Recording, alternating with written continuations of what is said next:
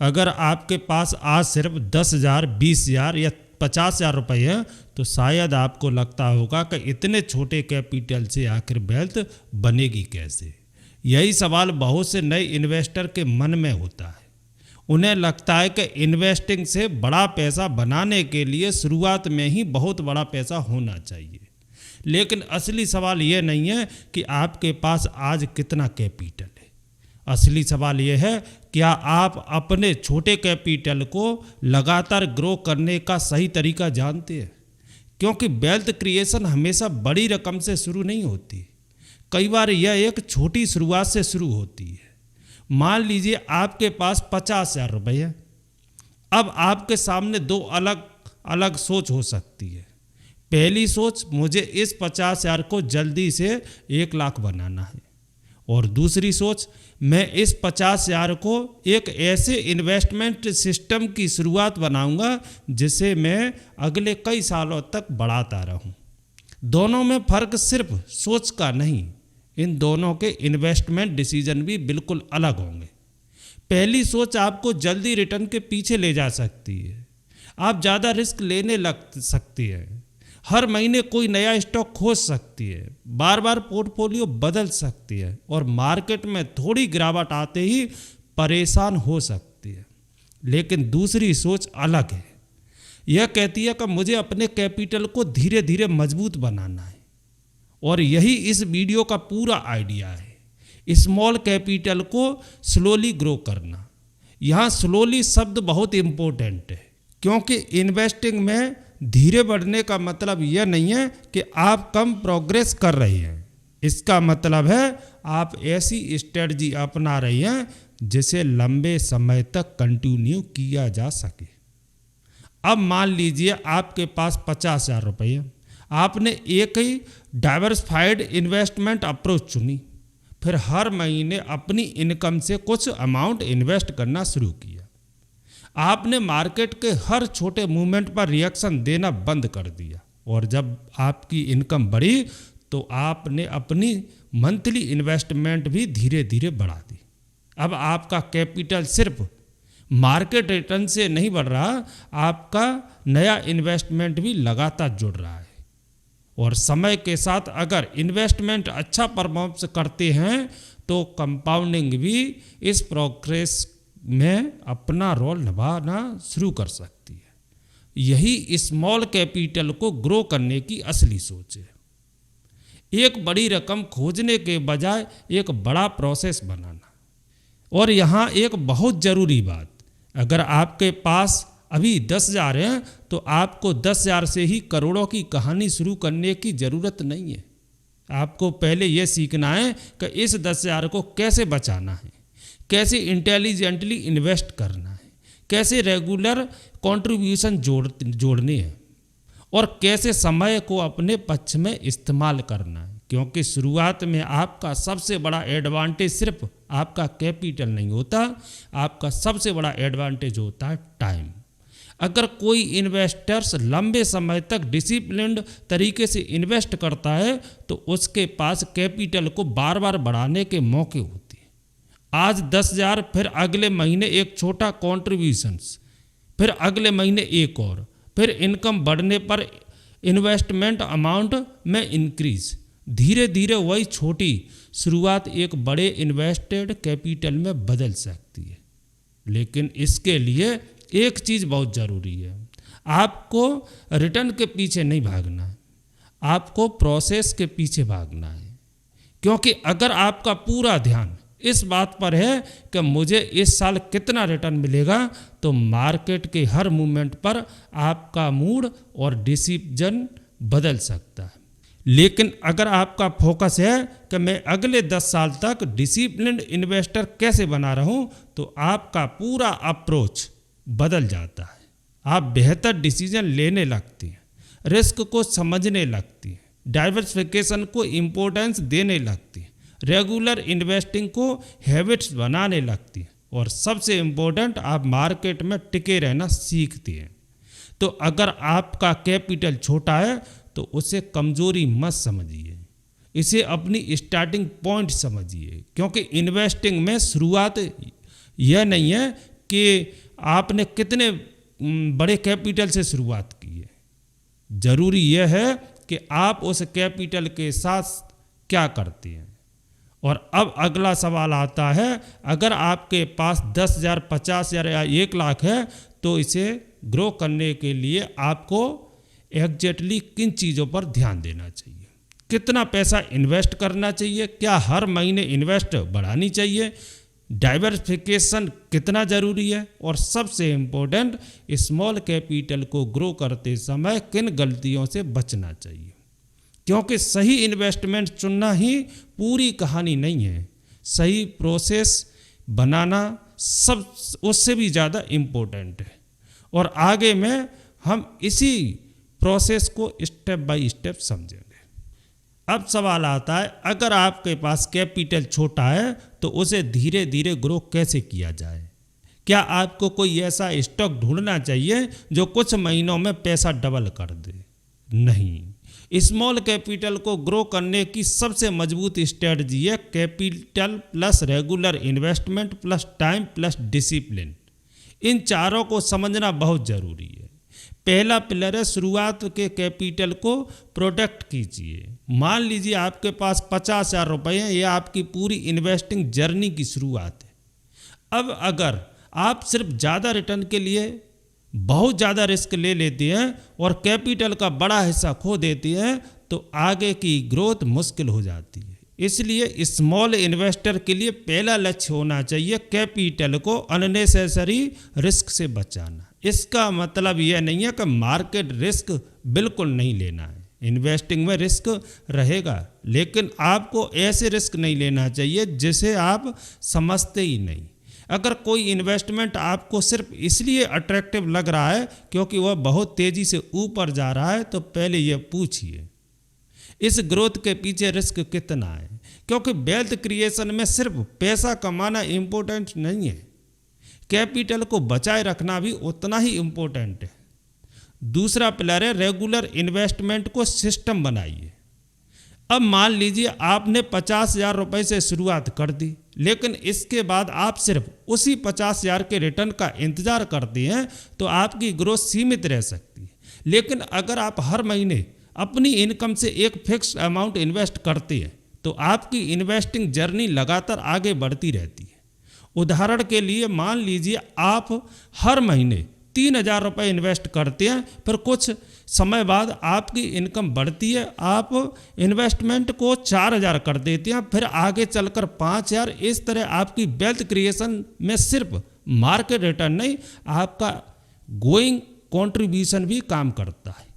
यही वजह है कि स्मॉल कैपिटल वाले इन्वेस्टर को एक बात समझनी चाहिए, शुरुआत में आपकी अर्निंग्स कैपेसिटी आपकी सबसे बड़ी फाइनेंशियल एसेट हो सकती है। आप जितना ज़्यादा सस्टेनेबल अर्न और सेव कर पाएंगे उतना ज़्यादा कैपिटल फ्यूचर में इन्वेस्ट कर पाएंगे। इसलिए इन्वेस्ट के साथ साथ अपनी इनकम बढ़ाने की कोशिश भी वेल्थ क्रिएशन का हिस्सा है। तीसरा पिलर, टाइम को अपना काम करने दीजिए। अब आते हैं उस चीज़ पर जिसे कोई इन्वेस्टर खरीद नहीं सकता, टाइम। अगर आपके पास छोटा कैपिटल है तो आपको टाइम को इग्नोर नहीं करना चाहिए, क्योंकि कंपाउंडिंग को काम करने के लिए समय चाहिए। शुरुआत में ग्रोथ बहुत छोटी दिखाई दे सकती है, आप इन्वेस्ट करेंगे, फिर कुछ समय बाद थोड़ा रिटर्न मिलेगा, आपको लगेगा इतना ही। लेकिन अगर आप लगातार इन्वेस्टमेंट करते रहते हैं तो आपका इन्वेस्टेड अमाउंट बढ़ता जाता है, फिर फ्यूचर रिटर्न एक बड़े कैपिटल बेस पर बनने लगती है। यही कंपाउंडिंग की बेसिक पावर है। लेकिन यहाँ एक इम्पोर्टेंट बात समझिए, कंपाउंडिंग कोई शॉर्टकट नहीं है, यह आपको रातों रात रिच नहीं बनाएगी। इसका असली फायदा तब दिखाई देता है जब आप उसे पर्याप्त समय देते हैं। इसीलिए अगर आपका कैपिटल छोटा है तो आपको जल्दबाजी कम करनी चाहिए। स्मॉल कैपिटल का सबसे बड़ा एडवांटेज है कि आपके पास उसे ग्रो करने के लिए समय हो सकता है। चौथा पिलर, इन्वेस्टमेंट को सिंपल रखिए। स्मॉल कैपिटल होने पर एक और कॉमन मिस्टेक होती है, बहुत ज़्यादा इन्वेस्टमेंट्स खरीद लेना। एक स्टॉक, दूसरा स्टॉक, तीसरा स्टॉक, कुछ म्यूचुअल फंड, कुछ ETF, फिर कोई नया इन्वेस्टमेंट आइडिया।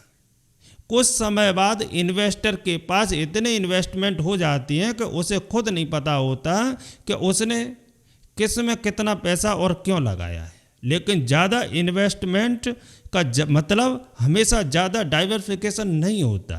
एक अच्छा पोर्टफोलियो वह है जिसे आप समझते हैं, आप जानते हैं कि आपका पैसा कहाँ लगा है, क्यों लगा है, किस गोल के लिए लगा है और कितना रिस्क लिया गया है।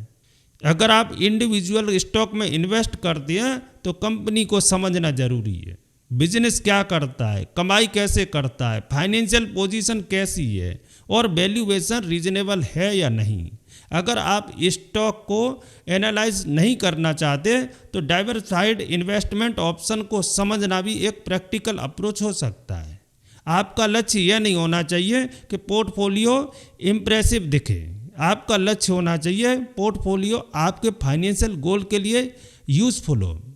अब इन 4 पिलर को एक साथ देखिए। आपके पास शुरुआत में 50,000 है, आप अननेसेसरी रिस्क से बचती हैं, हर महीने नया इन्वेस्टमेंट जोड़ती हैं, इनकम बढ़ने के साथ इन्वेस्टमेंट अमाउंट भी बढ़ाती हैं और अपने कैपिटल को लंबे समय तक इन्वेस्टेड रहने देती हैं। यही प्रोसेस धीरे धीरे स्मॉल कैपिटल को ग्रो करने की फाउंडेशन बनाता है।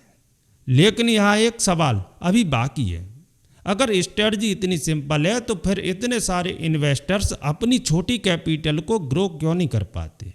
क्योंकि प्रॉब्लम हमेशा नॉलेज की कमी नहीं होती, कई बार प्रॉब्लम होती है इन्वेस्टर का बिहेवियर। जब मार्केट तेज़ी से ऊपर जाता है तो वह लालच में ज़्यादा रिस्क लेता है, जब मार्केट गिरता है तो वही इन्वेस्टर डर कर इन्वेस्टमेंट रोक देता है। कभी वह किसी टिप के पीछे भागता है, कभी किसी स्टॉक को देखकर पूरा पोर्टफोलियो बदल देता है और कभी जल्दी पैसा बनाने के चक्कर में अपनी पूरी स्ट्रेटजी खराब कर देता है। इसलिए स्मॉल कैपिटल को ग्रो करने के लिए सिर्फ यह जानना काफ़ी नहीं है कि क्या करना है, आपको यह भी पता होना चाहिए क्या नहीं करना है।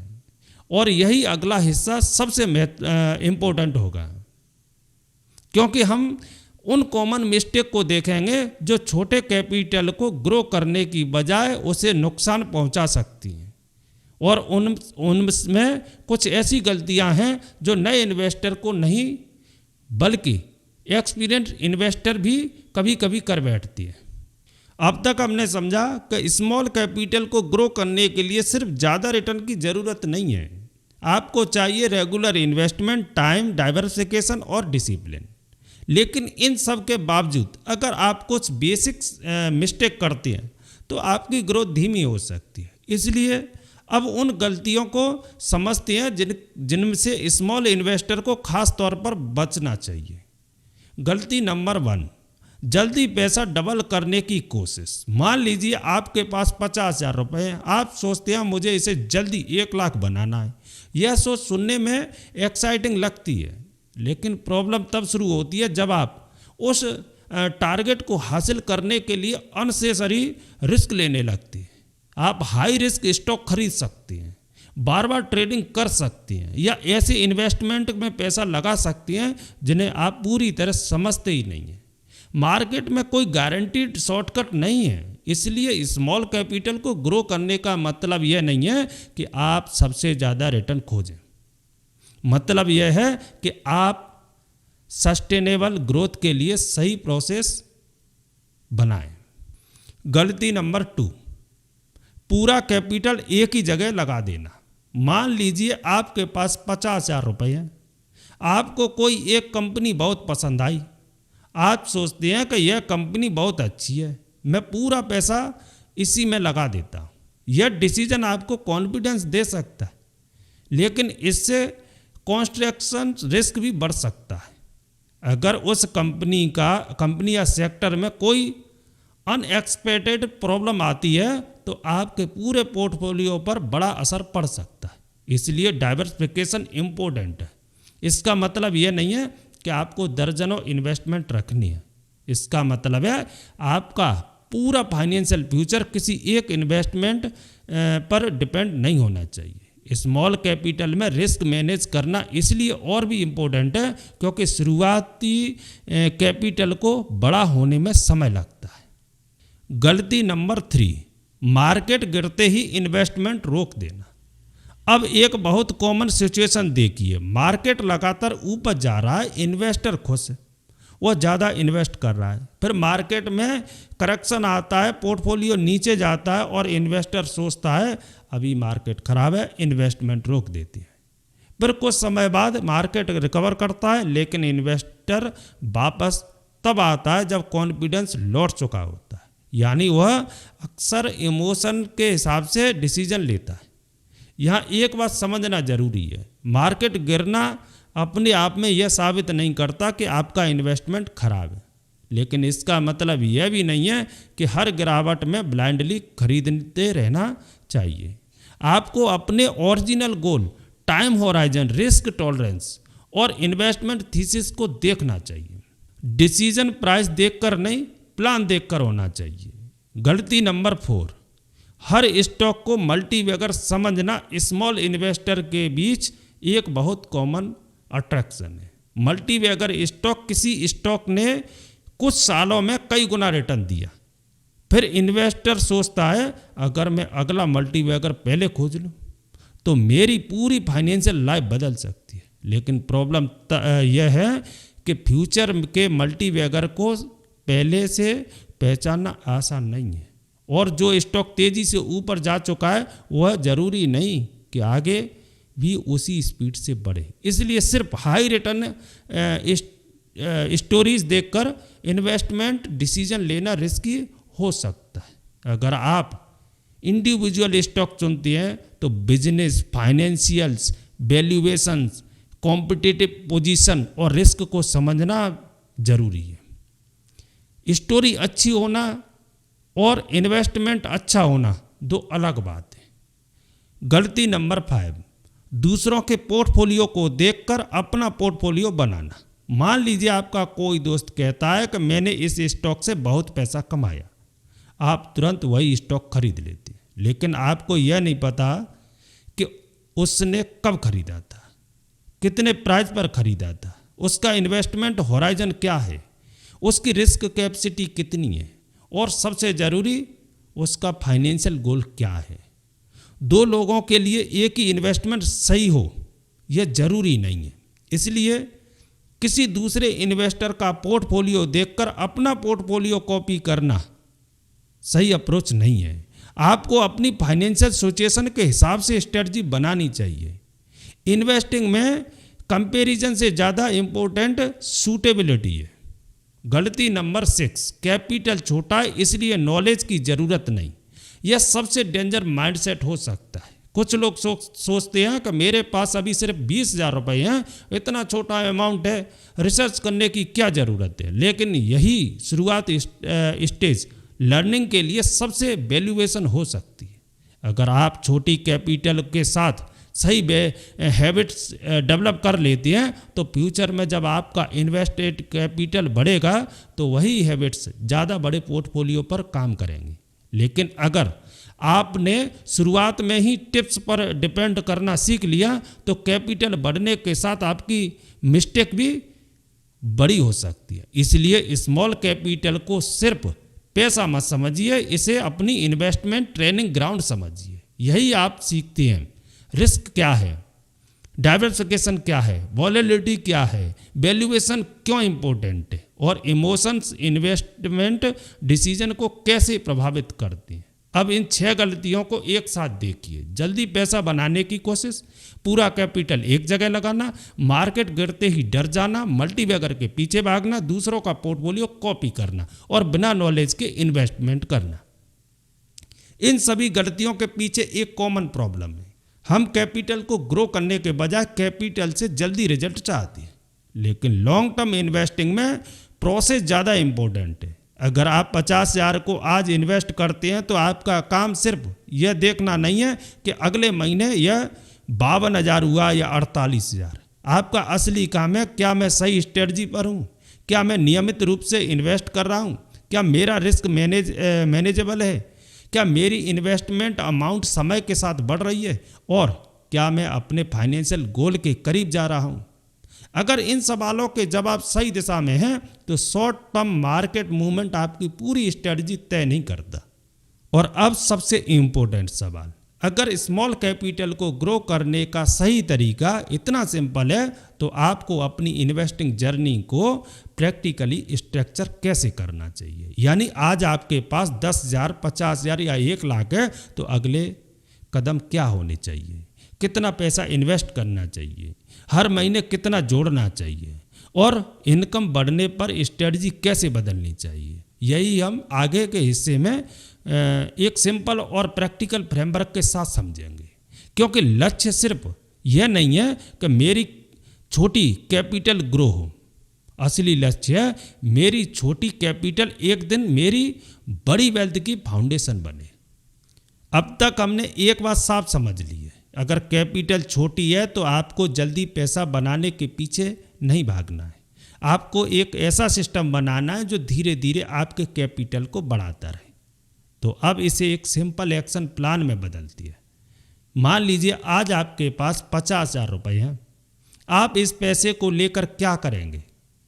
स्टेप 1, पहले तय कीजिए कि यह पैसा किसके लिए है। सबसे पहले यह समझिए कि आपका पैसा किस गोल के लिए इन्वेस्ट हो रहा है। अगर पैसा कुछ ही समय बाद चाहिए तो आपको अपनी इन्वेस्टमेंट स्ट्रेटजी उसी हिसाब से बनानी चाहिए।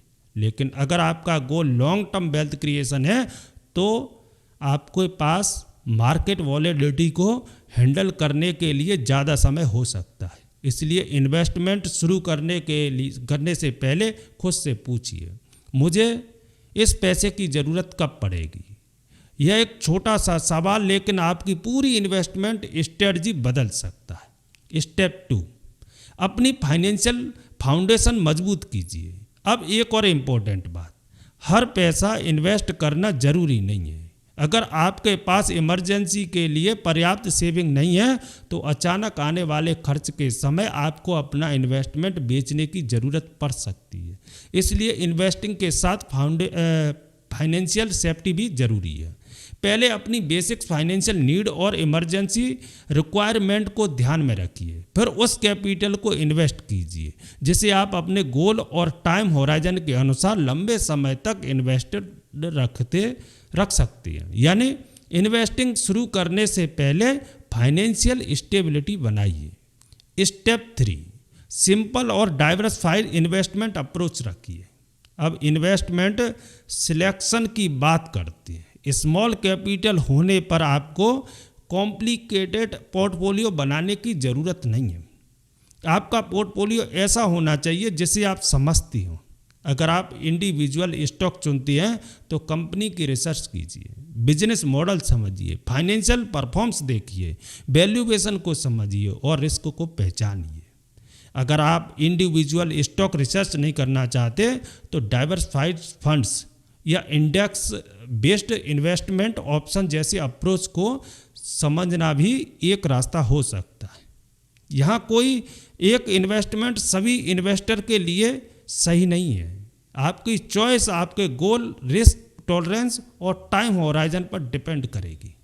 इसलिए इन्वेस्टमेंट को सिर्फ इसलिए मत चुनिए क्योंकि सब लोग इसमें पैसा लगा रहे हैं। स्टेप 4, एक फिक्स इन्वेस्टमेंट हैबिट्स बनाइए। अब सबसे इम्पोर्टेंट स्टेप है, आपके पास 50,000 रुपये हैं लेकिन आपकी वेल्थ सिर्फ इस 50,000 से नहीं बननी चाहिए। आपको फ्यूचर इनकम से भी कैपिटल जोड़ना चाहिए। मान लीजिए आप हर महीने 3,000 रुपये इन्वेस्ट कर सकती हैं तो इसे एक हैबिट बनाइए। फिर इनकम बढ़े तो कंट्रीब्यूशंस बढ़ाइए, 3,000 से 4,000, 4,000 से 5,000 और फ्यूचर में आपकी फाइनेंशियल कैपेसिटी के अनुसार इससे भी ज़्यादा। इस तरह आपकी वेल्थ क्रिएशन में 2 चीज़ें साथ साथ काम करती हैं, आपका एग्जिस्टिंग कैपिटल और आपका न्यू कैपिटल। और जब इन्हें समय मिलता है तो कंपाउंडिंग भी आपकी जर्नी में महत्वपूर्ण भूमिका निभा सकती है। स्टेप 5, हर महीने सिर्फ पैसा नहीं नॉलेज भी बढ़ाइए। यह पॉइंट स्मॉल इन्वेस्टर के लिए बहुत पावरफुल है। अगर आपके पास 20,000 रुपये हैं तो सिर्फ 20,000 को ग्रो करने के बारे में मत सोचिए, अपने फाइनेंशियल नॉलेज को भी ग्रो कीजिए। कंपनी कैसे पैसा कमाती है, रिवेन्यू और प्रॉफिट में क्या डिफरेंस है, डेट क्यों इंपॉर्टेंट है, वैल्यूएशन क्या होती है, डाइवर्सिफिकेशन कैसे काम करता है, मार्केट वॉलेटिलिटी क्यों आती है, रिस्क को कैसे समझना चाहिए।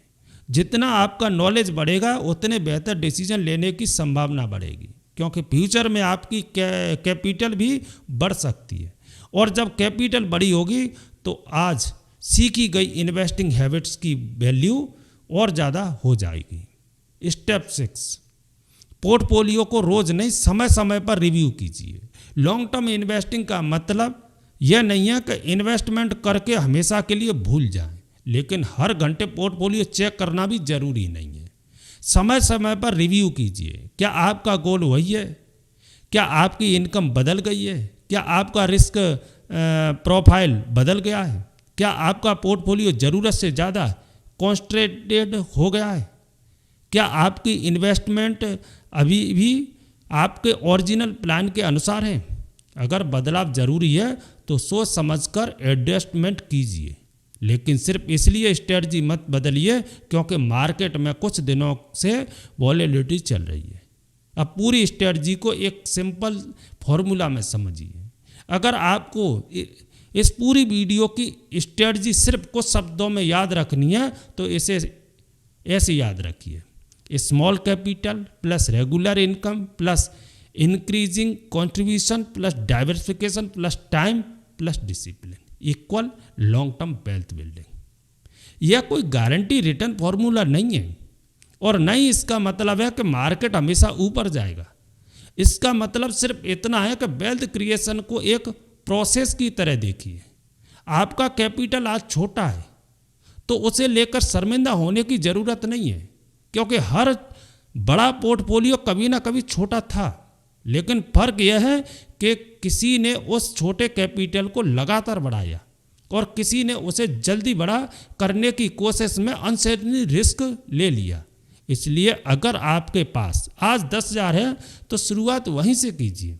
अगर 50,000 है तो उसी को फाउंडेशन बनाइए। अगर 1 लाख है तो उसे एक डिसिप्लिन इन्वेस्टमेंट सिस्टम का हिस्सा बनाइए।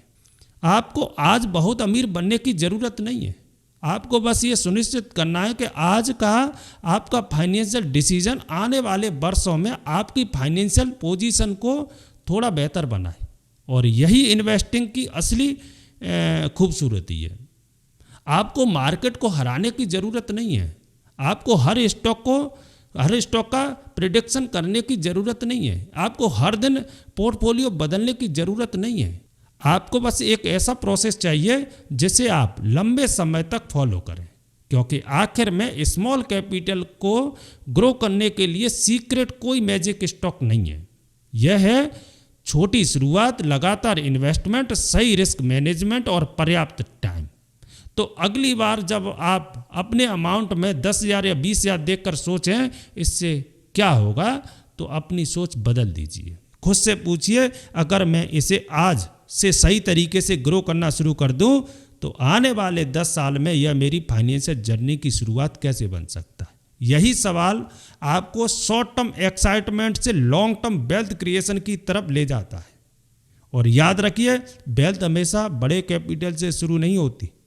कई बार वेल्थ की शुरुआत सिर्फ एक छोटे कैपिटल को सही तरीके से इस्तेमाल करने से होती है। Start small, investing consistency, grow slowly, stay invested, और सबसे ज़रूरी अपने कैपिटल के साथ साथ अपनी फाइनेंशियल नॉलेज और इनकम को भी ग्रो करते रहिए। तो आज के वीडियो में बस इतना ही। मिलते हैं अगले वीडियो में, तब तक के लिए जय हिंद।